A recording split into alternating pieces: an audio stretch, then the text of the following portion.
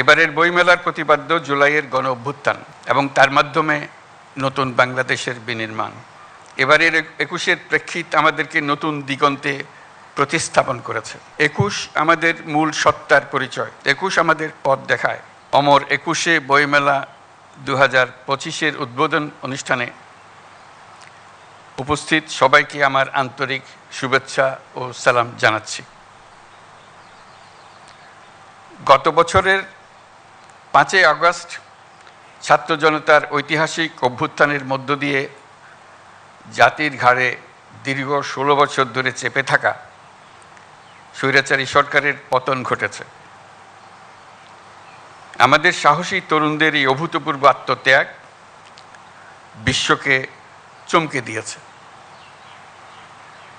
এই বিজয়ের মাধ্যমে এসছে নতুন বাংলাদেশ গড়ার ইস্পাত কঠোর প্রতিজ্ঞা। আমি আজ গভীর শ্রদ্ধার সঙ্গে উপস্থিত সবাইকে সঙ্গে নিয়ে স্মরণ করছি জুলাইয়ের ছাত্রদের নেতৃত্বে গণ অভ্যুত্থানে যে সকল দুঃসাহসী ছাত্র জনতা শ্রমিক প্রাণ দিয়েছেন এবং নির্মমভাবে আহত হয়েছেন তাদের সকলকে।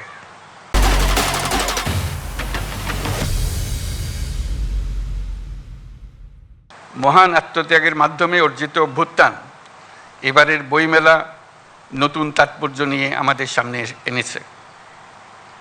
এবারের বইমেলার প্রতিপাদ্য জুলাইয়ের গণ অভ্যুত্থান এবং তার মাধ্যমে নতুন বাংলাদেশের বিনির্মাণ। বরাবরই ২১-এ মানে জেগে ওঠা, ২১-এ মানে আত্মপরিচয়ের সাথে মুখোমুখি হওয়া, ২১-এ মানে অবিরাম সংগ্রাম, নিজের পরিধিকে আরও অনেক বাড়িয়ে নেওয়া। এবারের ২১-এর প্রেক্ষিত আমাদেরকে নতুন দিগন্তে প্রতিস্থাপন করেছে।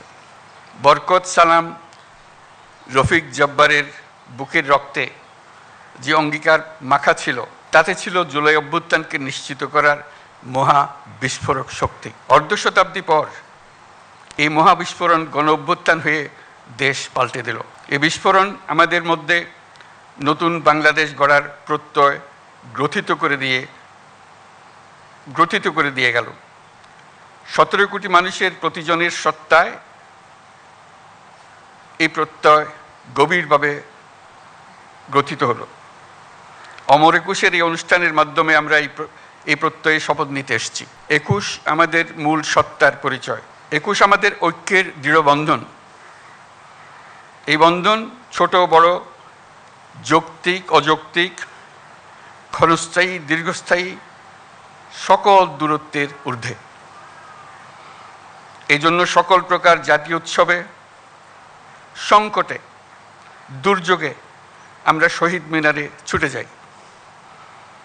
যেখানে আমরা স্বস্তি পাই, আমরা শান্তি পাই, আমরা সমাধান পাই, সাময়িকভাবে অদৃশ্য ঐক্যকে আবার খুঁজে পাই। ২১ আমাদের মানুষকে এইভাবে তৈরি করে দিয়েছে। ২১ আমাদের পথ দেখায়।